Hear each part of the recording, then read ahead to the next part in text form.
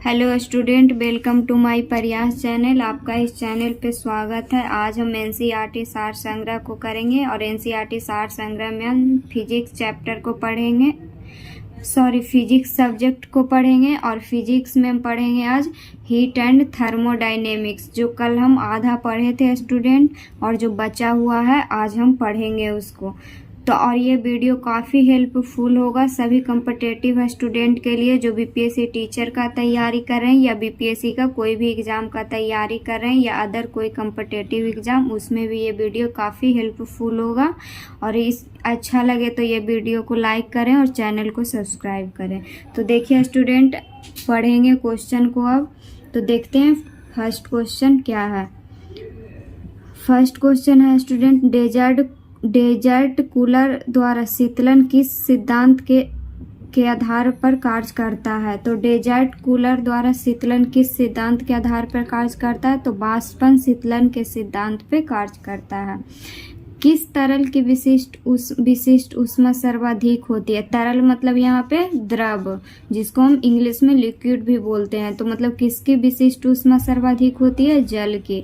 पसीने की हमारे शरीर में क्या भूमिका है। तो यह शरीर का ताप नियंत्रित रखने में सहायक है। पसीना जो होता है स्टूडेंट, हमारे शरीर का ताप नियंत्रित रखने में सहायक होता है। गर्म मौसम में पंखा चलने से आराम क्यों महसूस होता है। हमारा पसीना तेजी से वाष्पीकृत होता है, इसीलिए। मिट्टी के घड़े में जल क्यों ठंडा रहता है। वाष्पीकरण के कारण। मिट्टी के घड़े में जल क्यों ठंडा रहता है। वाष्पीकरण के कारण। अब देखेंगे संवहन के अनुप्रयोग। तो संवहन के अनुप्रयोग कहाँ कहाँ होता है। विद्युत बल्ब में लगे तंतु को गलने से बचाने के लिए पृथ्वी का वायुमंडल संवहन द्वारा ही गर्म होता है। मोटर कार का रेडिएटर, जिसको शीतलन तंत्र भी संवहन सिद्धांत पे कार्य करता है। और रेफ्रिजरेटर में फ्रीजर ऊपर की ओर बनाया जाता है। तो देखेंगे स्टूडेंट के संवहन का अनुप्रयोग कहाँ होता है। विद्युत बल्ब में लगे तंतु को गलने से बचाने के लिए पृथ्वी का वायुमंडल संवहन द्वारा ही गर्म होता है। मोटर कार का रेडिएटर, जिसको शीतलन तंत्र भी बोलते हैं, भी यह संवहन सिद्धांत पे कार्य करता है। और रेफ्रिजरेटर में फ्रीजर ऊपर की ओर बनाया जाता है। अब आगे देखेंगे। थर्मस बोतल में पेय पदार्थ को कुछ समय तक उसी ताप पर रखने के लिए उसकी दीवारों पर किस पदार्थ की परत लगाई जाती है। तो रजत परत लगाई जाती है, सिल्वर लेयर। प्रेशर कुकर में खाना जल्दी क्यों पक जाता है। क्योंकि दाब बढ़ने पर पानी का क्वथनांक बढ़ जाता है। ऊष्मा किसका उदाहरण है। ऊष्मा ऊर्जा का उदाहरण है। सीटी स्कैन करने में कौन सी किरणें प्रयोग की जाती है। एक्स किरणें प्रयोग की जाती है। आदर्श गैस की आंतरिक ऊर्जा किस राशि पर निर्भर करती है। आदर्श गैस को बोलते हैं आइडियल गैस भी। और आइडियल गैस की आंतरिक ऊर्जा किस राशि पर निर्भर करती है। केवल ताप पर। बर्फ का अपने गलनांक पर पिघलना किस प्रक्रम का उदाहरण है। समतापी प्रक्रम का। निम्न तापी में उत्पन्न निम्न ताप कैसे प्राप्त करते हैं। रुद्धोष्म प्रक्रम के द्वारा। 1 किलो कैलोरी ऊष्मा कितने जूल कार्य के तुल्य है। तो 1 किलो कैलोरी ऊष्मा 4.18 गुना 10⁻³ जूल कार्य के तुल्य है। अब देखेंगे विकिरण के अनुप्रयोग। पीछे देखे थे स्टूडेंट संवहन के अनुप्रयोग, अब देखेंगे विकिरण के अनुप्रयोग। तो सूर्य की ऊष्मा पृथ्वी तक विकिरण के रूप में पहुंचती है। पॉलिश किए गए जूते धूप में जल्दी गर्म नहीं होते हैं। तो अब इसको एक बार रिवाइज कर लेंगे। डेजर्ट कूलर द्वारा शीतलन किस सिद्धांत के आधार पर कार्य करता है। तो डेजर्ट कूलर द्वारा शीतलन वाष्पन शीतलन के सिद्धांत पे कार्य करता है। किस तरल की विशिष्ट ऊष्मा सर्वाधिक होती है। जल की। पसीने की हमारे शरीर में क्या भूमिका है। यह शरीर का ताप नियंत्रित रखने में सहायक है। गर्म मौसम में पंखा चलने से आराम क्यों महसूस होता है। हमारा पसीना तेजी से वाष्पीकृत होता है, इसीलिए। मिट्टी के घड़े में जल क्यों ठंडा रहता है। वाष्पीकरण के कारण। अब देखेंगे संवहन के अनुप्रयोग। तो संवहन के अनुप्रयोग विद्युत बल्ब में लगे तंतु को गलने से बचाने के लिए पृथ्वी का वायुमंडल संवहन द्वारा ही गर्म होता है। मोटर कार का रेडिएटर भी संवहन सिद्धांत पे कार्य करता है। और रेफ्रिजरेटर में फ्रीजर ऊपर की ओर बनाया जाता जाता है। अब आगे देखेंगे, थर्मस बोतल में पेय पदार्थ को कुछ समय तक उसी ताप पर रखने के लिए उसके दीवारें पर किस पदार्थ की परत लगाई जाती है? तो रजत परत, जिसको बोलते हैं सिल्वर लेयर। प्रेशर कुकर में खाना जल्दी क्यों पक जाता है? क्योंकि दाब बढ़ने पर पानी का क्वथनांक बढ़ जाता है। ऊष्मा किसका उदाहरण है? तो ऊष्मा ऊर्जा का उदाहरण है। सीटी स्कैन करने में कौन सी किरणें प्रयोग की जाती है? तो एक्स किरणें प्रयोग की जाती है। आदर्श गैस की आंतरिक ऊर्जा किस राशि पर निर्भर करती है? केवल ताप पर। बर्फ का अपने गलनांक पर पिघलना किस प्रक्रम का उदाहरण है? समतापी प्रक्रम का। निम्न तापी में उत्पन्न निम्न ताप कैसे प्राप्त करते हैं? रुद्धोष्म प्रक्रम के द्वारा।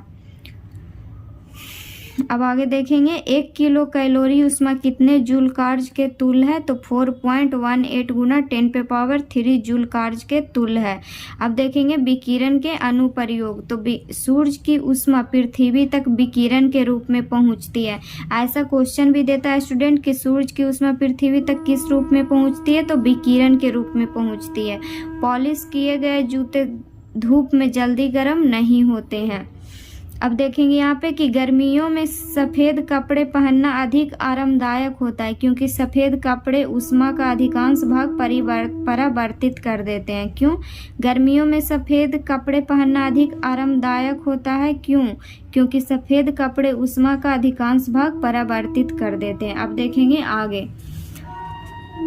जल का घनत्व किस ताप पर अधिकतम होता है? तो ये तो बताए थे स्टूडेंट पिछले वीडियो में भी कि जल का घनत्व जो है 4 डिग्री सेल्सियस पर अधिक होता है। ऊष्मा गति का प्रथम नियम किस अवधारणा की पुष्टि करता है? तो ऊष्मा गति का जो प्रथम नियम है ऊर्जा संरक्षण की पुष्टि करता है। जब किसी कांच की बोतल में पानी भरा जाता है और उसे बंद करके जमने दिया जाता है तो बोतल टूट जाता है। क्यों? क्योंकि जब पानी जमता है, पानी जमने पर फैलता है, इसीलिए कांच की बोतल टूट जाती है। ऊंचाई बढ़ने के साथ साथ जल का क्वथनांक क्यों घटता है? क्योंकि ऊंचाई बढ़ने के साथ वायुदाब घटता जाता है, इसीलिए। ऊंचे पहाड़ों पर सदैव बर्फ जमी रहती है, क्योंकि ऊंचे पहाड़ों पर तापमान प्राय हिमांक से कम रहता है, अतः वहां वातावरण की जलवाष्प जमकर बर्फ बन जाती है।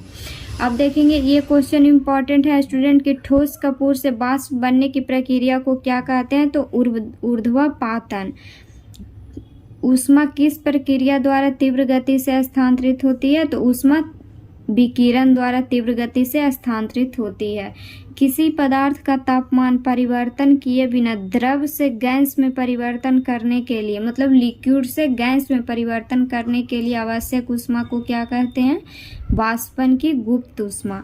एक कृष्णिका, जिसको बोलते हैं ब्लैक बॉडी, किसे उत्सर्जित करता है? तो सभी तरंगदैर्घ्य का विकिरण। एथिल अल्कोहल किस तापमान पे जमता है? तो एथिल अल्कोहल 114 डिग्री सेल्सियस पे जमता है। तारों के अंदर ऊर्जा उत्पादन के लिए कौन सी अभिक्रियाएं होती है? तो ताप नाभिकीय अभिक्रियाएं होती है। तारों का रंग क्या प्रदर्शित करता है? उनका तापमान। एथेनॉल के वाणिज्यिक उत्पादन के लिए किस खमीर का उपयोग किया जाता है? तो सैक्रोमाइसिस सेरेबेसी का। ऊनी कपड़े शरीर को गर्म क्यों रखते हैं? क्योंकि ऊन ऊष्मा का एक खराब चालक है, इसीलिए।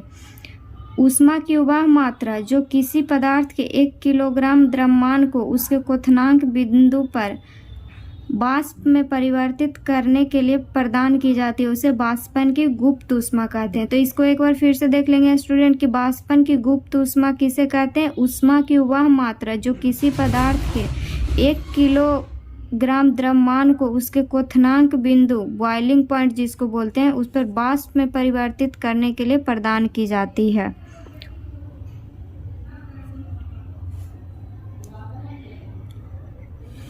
इसको एक बार फिर से देख लेंगे स्टूडेंट, रिवाइज कर लेंगे कि जल का घनत्व किस ताप पर अधिकतम होता है? तो 4 डिग्री सेल्सियस पे। ऊष्मा गति का प्रथम नियम किस अवधारणा की पुष्टि करता है? तो ऊष्मा संरक्षण का। जब किसी कांच की बोतल में पानी भरा जाता है और उसे बंद करके जमने दिया जाता है तो बोतल टूट जाती है। क्यों? क्योंकि पानी जमने पे फैलता है। ऊंचाई बढ़ने के साथ साथ जल का क्वथनांक क्यों घटता है? क्योंकि ऊंचाई जैसे बढ़ता है वैसे वायुदाब घटता जाता है, इसीलिए ऊंचाई बढ़ने के साथ साथ जल का क्वथनांक है जो घटता है। ऊंचे पहाड़ों पर सदैव बर्फ जमी रहती है, क्योंकि ऊंचे पहाड़ों पर तापमान प्राय हिमांक से कम रहता है, अतः वहाँ वातावरण की जलवाष्प जमकर बर्फ बन जाती है। ठोस कपूर से वाष्प बनने की प्रक्रिया को क्या कहते हैं? ऊर्ध्वपातन। ऊष्मा किस प्रक्रिया द्वारा तीव्र गति से स्थानांतरित होती है? तो विकिरण द्वारा। किसी पदार्थ का तापमान परिवर्तन किए बिना द्रव से गैस में परिवर्तन करने के लिए आवश्यक ऊष्मा को क्या कहते हैं? तो वाष्पन की गुप्त ऊष्मा बोलते हैं इसको। एक कृष्णिका जिसको बोलते हैं इंग्लिश में ब्लैक बॉडी, किसे उत्सर्जित करता है? तो सभी तरंगदैर्घ्य का विकिरण को उत्सर्जित करता है। एथिल अल्कोहल किस तापमान पे जमता है? तो 114 डिग्री सेल्सियस पे। तारों के अंदर ऊर्जा उत्पादन के लिए कौन सी अभिक्रियाएं होती है? तो ताप नाभिकीय अभिक्रियाएं होती है। तारे का रंग क्या प्रदर्शित करता है? तो तारे का रंग उनका तापमान प्रदर्शित करता है। एथेनॉल के वाणिज्यिक उत्पादन के लिए किस खमीर का उपयोग किया जाता है? सैक्रोमाइसीज सेरेवेसी।